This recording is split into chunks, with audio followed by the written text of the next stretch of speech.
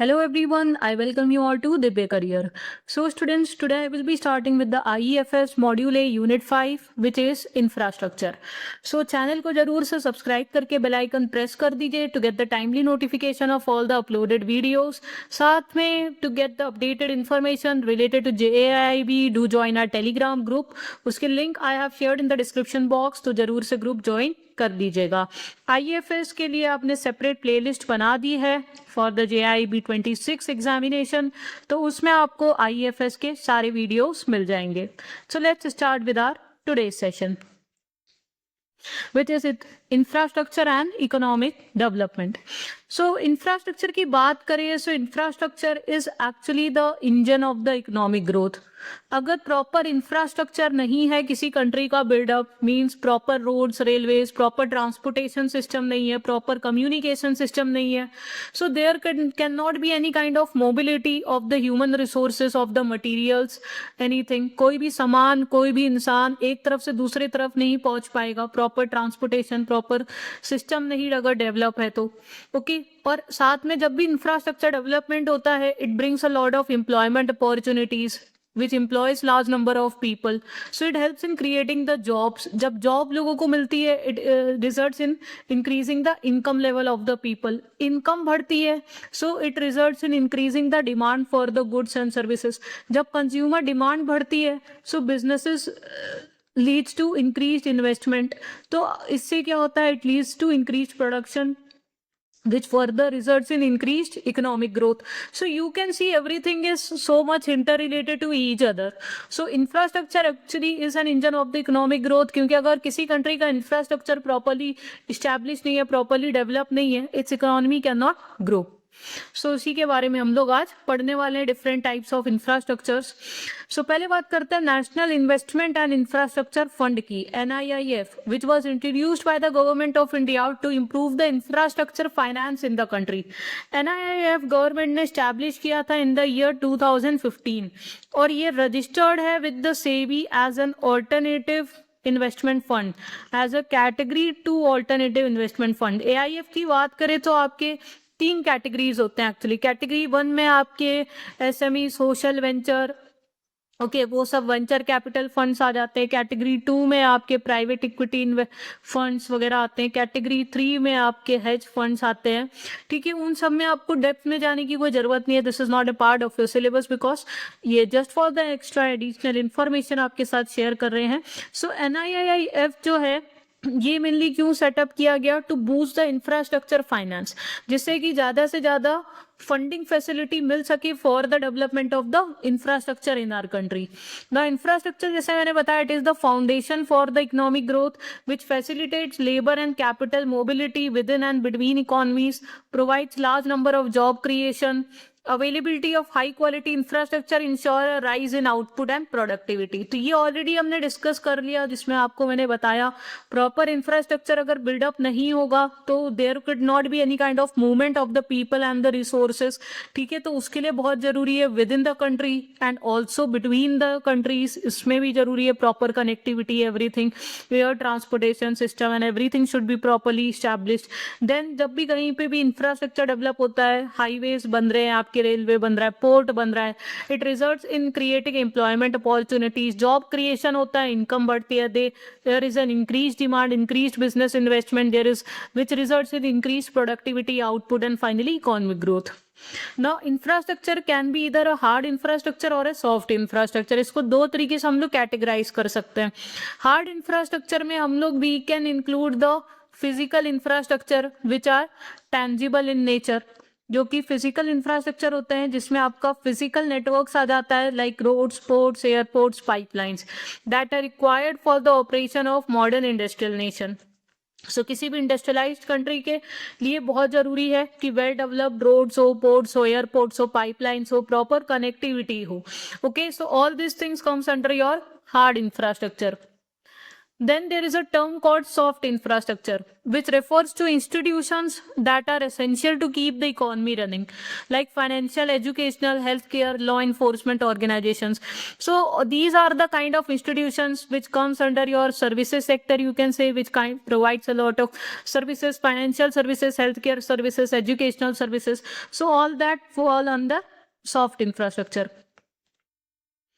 अब हम लोग बात करेंगे अपने different types of major infrastructures की, जिसमें फर्स्ट है हमारा एनर्जी इंफ्रास्ट्रक्चर। एनर्जी इंफ्रास्ट्रक्चर में आपका क्या आ गया, आपका रिन्यूएबल एनर्जी जिसमें मेन है, जिसके बारे में हम लोग डिस्कशन करेंगे। उसके अलावा आपका जो भी नेचुरल गैस पाइपलाइंस है, पेट्रोलियम पाइपलाइंस है, all this comes under your energy infrastructure. Now we will discuss about the renewable energy under it. So India's total installed renewable energy capacity has reach 220.10 gigawatt as of 31st March 2025. This reflects India's steady advancements towards the target of achieving 500 gigawatt of non-fossil fuel-based capacity by 2030. So ये आपके latest figures हैं which is mentioned here, okay, कि जो अब India की total installed renewable energy capacity की बात करें, so it is around 220 gigawatt. और जैसे कि इंडिया का टारगेट है to achieve 500 gigawatt of their energy requirement through non-fossil fuel based, so it is showing that we are advancing towards achieving this target. तो जैसे कि हमारा टारगेट है कि हमारा जो 500 गीगावाट हमारी non fossil fuel based energy capacity develop हो सके by 2030, so we are steadily moving towards achieving our target. Globally अगर ये IRENA which is international renewable energy, इसकी रिपोर्ट्स थी, so IRENA statistics as of 2025 it has mentioned that globally India stands fourth in the renewable energy power capacity, fourth in wind power, and third in solar power capacity. So this is the rank of India at the global level. ना international level पे बात करें, सो India की overall ranking fourth है in the total renewable energy power capacity, and fourth as well in the wind power, and third in the solar power capacity. Next हम लोग बात करेंगे वाटर मैनेजमेंट इंफ्रास्ट्रक्चर की, which comprises drinking water supply, waste water collection and disposal, drainage system, major irrigation systems, flood control system. Okay, so it all comes under your water management infrastructure. और फिर अब देखेंगे आप बहुत ज़्यादा ground water pollution होता है, surface water pollution होता है, and the major reason is untreated sewage waste. जो अनट्रीटेड सीवेज होता है, उसका जो वेस्ट होता है, ओके, प्रॉपर प्रोसेसिंग किए बिना वो छोड़ दिया जाता है, डंप कर दिया जाता है वाटर बॉडीज में, and it results in lot of surface as well as ground water pollution. तो इसी पोल्यूशन को रोकने के लिए there was an act also that was enacted, which was water prevention and control of pollution act of 1974, which was the first legislative measure taken to address the issue of water pollution and conservation in the country. So this is the act which was enacted, जिससे water pollution के issue को tackle किया जा सके। And there was also establishment of central and state pollution control boards भी setup करे गए, okay, who is responsible to ensure कि भाई जो वाटर जो भी वेस्ट वाटर है, it is properly treated before sewage waste is properly treated before being discharging in the water bodies. It is responsible to prevent and control the water pollution. Okay. Next is communication infrastructure. Communication infrastructure में आप क्या जाते हैं, जैसे आपके telephone network, television, radio broadcasting, internet, communication satellites, postal services, okay, ये सारी चीजें आपकी कम्युनिकेशन इंफ्रास्ट्रक्चर में आ जाती है। लिख देते हैं यहाँ पे telephone, TV, radio, internet, postal services, communication satellite, okay, all this comes under your communication infrastructure. So there are various initiatives which are taken by the government to boost the communication infrastructure in India.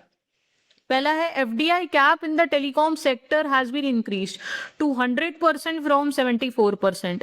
So पहले इसमें जो FDI which is a foreign direct investment that was allowed in the telecom sector was 74%. So it has been enhanced to 100%, जिससे ज़्यादा से ज़्यादा foreign direct investment इस sector में अंदर telecom में आ सके, and which will provide a direct boost to this sector.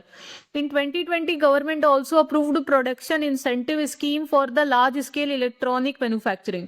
साथ में large scale electronic manufacturing को boost देने के लिए production linked incentive scheme इसके अंदर में आई, गवर्नमेंट ने इंट्रोड्यूस करी, जिससे ज़्यादा से ज़्यादा क्या है डोमेस्टिक प्रोडक्शन हो सके and on the incremental sales इसमें सब्सिडीज वगैरह दी जाती हैं, ओके, जिससे कि डोमेस्टिक मैन्युफैक्चरिंग डोमेस्टिक प्रोडक्शन को ये बूस्ट करता है.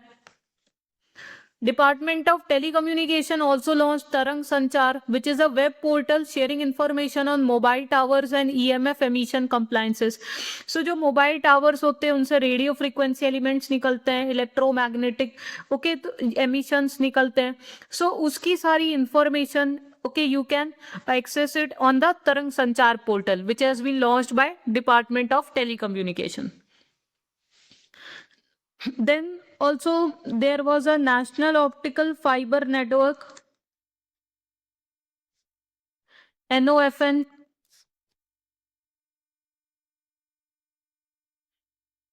for providing the broadband connectivity to 2.5 lakh gram panchayats. So there was a project with the name BharatNet which was set up in 2015. BharatNet में 2015 में प्रोजेक्ट आया था, ओके, जिसके through क्या है 2.5 लाख ग्राम पंचायत में ब्रॉडबैंड कनेक्टिविटी पहुंचाई जा सके, ओके, ई गवर्नेंस सर्विसेज पहुंचाई जा सके, ओके, तो उसके लिए भारत नेट प्रोजेक्ट आया. तो ये सब गवर्नमेंट के डिफरेंट इनिशिएटिव्स हैं in relation to communication infrastructure. Next है आपका ट्रांसपोर्ट इंफ्रास्ट्रक्चर. ट्रांसपोर्ट इंफ्रास्ट्रक्चर को बूस्ट देने के लिए देखते हैं क्या क्या स्कीम्स लाई गई. ट्रांसपोर्ट इंफ्रास्ट्रक्चर की बात करें तो इसमें आपका आ जाता है roads, railways, highways, bridges, okay, canals, waterways, airport, sea ports, ये सारे कुछ आपके ट्रांसपोर्ट इंफ्रास्ट्रक्चर का पार्ट होते हैं. सो इसमें एक इंपॉर्टेंट स्कीम थी विच was Bharatmala Pariyojana which is the largest infrastructure investment program with more than $100 billion presents the attractive investment opportunity in roads. इसमें मेजर एम था to upgrade the national highways, जो हमारे हाईवेज है कंट्री के उसको अपग्रेड करना so as to improve the connectivity in our country. उसके लिए प्रोजेक्ट आया था Bharatmala Pariyojana which was a big investment project with $100 billion which major aim क्या था इसका to upgrade the national highways. Then there was a PM Gati Shakti plan, which is a national master plan for multimodal connectivity launched by the PM in Union Budget 22-23. अब इसका main M था multimodal, जहाँ पे transport system पूरा roads है, railways है, waterways है, तो मल्टीमोडल कनेक्टिविटी की बात हो रही है यहाँ पे. Okay, it aims to provide last mile connectivity, सब तरीके से प्रॉपर कनेक्टिविटी हो. It aims to reduce the travel time for the people. So few important highlights of the project are, first is in relation to road transport. So it aims to improve the infrastructure connectivity by identifying the missing gaps and optimizing the projects. So road transport को improve करना, proper connectivity build up करना, okay, जहाँ पर roads नहीं है वहाँ new roads लेकर आना. Plan has led to increase the construction pace with the daily construction of national highway raising from 12.1 kilometer a day in 2015 to 33.8 kilometer a day in 2023-24. So इसके अंदर में जो कंस्ट्रक्शन की पेस थी उसमें improvement देखने को मिला. नेशनल हाईवेज बिल्डअप होने की स्पीड बढ़ गई. Per day 33.8 kilometre a day, okay, national highways were established. Then multimodal logistics parks were being developed in various locations to improve the logistic efficiency and to reduce the overall cost. So multimodal logistics parks वगैरह buildup करे गए, जिससे क्या है again logistic efficiency के लिए ये establish करे जाते हैं, जिससे कि ओवरऑल एफिशिएंसी बिल्डअप हो. Okay, it is like a freight hub, you can say, which connects different transport modes so that there could be the efficient goods movement and everything. Then under railways, one station, one product concept was started to help the local businesses and supply chain. One station one product. अब जैसे कि कोई भी एक specific station है, जैसे आपने सुना है मथुरा के पेड़ है, ठीक है, तो हर एक स्टेशन किसी ना किसी एक स्पेसिफिक प्रोडक्ट के लिए जिसके लिए वो जाना जाता है, वो वहां पर उसके खूब सारे स्टॉल्स रहे, तो उससे क्या होता है, उस स्टेशन को पहचान भी मिलती है और उससे वहां पे भी एम्प्लॉयमेंट जनरेशन, लाइवलीहुड उसका अर्न कर पाते हैं वहां पे लोग, ओके, वो बिल्डअप होता है. So this concept was introduced. Then 2000 kilometre of railway network brought under the Kavach, which was India's railway automatic train protection system. So ये कवच जो है which is an automatic railway protection system, जिसमें क्या होता है, बहुत ही हाई स्पीड ट्रेन, अब कई बार ब्रेक्स ड्राइवर नहीं अप्लाई कर पाता तो ऑटोमेटिक ब्रेक्स अप्लाई हो जाते हैं, so as to prevent any kind of accident और collision. Then 400 new generation Vande Bharat trains to be manufactured in upcoming years. So under this plan, it was also decided to come up with the 400 new generation Vande Bharat trains. Then Parvatmala. Parvatmala was a national ropeway development program to improve the connectivity in hilly and remote areas by developing ropeways. So Parvatmala, जैसे कि नाम में ही आपको समझ में आ रहा होगा, जो ट्रॉलीज है, रोपवेज है, उसका एस्टेब्लिशमेंट करना, उसको डेवलप करना, क्योंकि जो हिली एरियाज है, माउंटेनियस एरियाज है, वहां पर उतना प्रॉपर और कोई इंफ्रास्ट्रक्चर नहीं होता, प्रॉपर रोड्स नहीं होती है जिसके थ्रू आप एक जगह से दूसरी जगह जा पाओ, तो वहां पर रोपवे प्रॉपरली स्टैब्लिश करना वो मेन एम था अंडर पर्वतमाला programme. Then comes your urban infrastructure. So urban infrastructure में it includes hard infrastructure system which is owned and operated by municipalities like roadway, water distribution, sewage, refers to an urban or municipal infrastructure. It may also contain certain soft infrastructure assets like parks, public pools, libraries. So urban infrastructure, as the name suggests, it aims for the urban development, okay, जहाँ पर proper roads, railways, ये सब तो हो ही, साथ में proper amenities हो in the form of parks, pools, libraries and all. So the projects under it was, the first is the Smart City Mission, which is a major urban renewal program launched by the government to develop and upgrade the living conditions and infrastructure in selected 100 cities all over the world. So Smart City Mission आया, जिसके अंदर में government का main M था कि 100 smart cities develop करना, जिसमें कि प्रॉपर सारी एमिनिटीज हो, proper drinking water, proper sanitation facility, okay, proper road connectivity, everything is in the proper manner. And then there was an Atal mission for the rejuvenation and urban transformation. So along with the smart cities were jointly planned and launched by the government to transform urban living conditions through the infrastructure upgradation. साथ में अमृत programme भी आया, जिसका again main M था कि urban amenities को develop करना, proper infrastructure इसके अंदर में आपका डेवलप हो सके, एडिक्वेट सीवेज नेटवर्क्स बिल्डअप हो सके, प्रॉपर वाटर सप्लाई हो सके, okay. Next comes your green infrastructure. Green infrastructure, जैसे कि नेम ही सजेस्ट कर रहा है, it is related to the environment conservation. So it highlights the value of natural environment. Example includes building the green belts, wildlife sanctuaries, environmentally sensitive areas, tiger, lion and elephant reserves, bird sanctuaries, conservation of Western Ghats. So it aims to protect the natural environment, biodiversity reserves, wildlife sanctuaries. Okay, तो उसके बारे में है green infrastructure. Next is critical infrastructure. Critical infrastructure में सारी चीजें आ जाएंगी विच इज इंपॉर्टेंट, और you can say which is critical to run any economy. So assets on which the broader economy is dependent are refer to as critical infrastructure, जिसमें सारी चीजें ही आ जाती हैं. You require energy, telecommunication, water supply, agriculture, food production, distribution, public health, transport system, financial services, security services including police, military, all are included in critical infrastructure category. So anything which is critical for the economy, okay, that all comes under your critical infrastructure.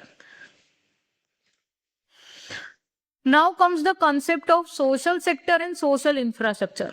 अब हम लोग किसके बारे में बात करेंगे, social infrastructure, where we will be focusing on health, education, family planning, providing sufficient housing conditions to the people, ESG concept. So Indian social sector is very important for the country's growth and development. It comprises multiple key components including health, education, poverty reduction, sanitation, housing conditions, all of which contribute to general human development. So these are all the social indicators which point out to the human development. Okay, जिसमें health, education, proper sanitation facilities, proper housing to all, ये सब चीजें आती है.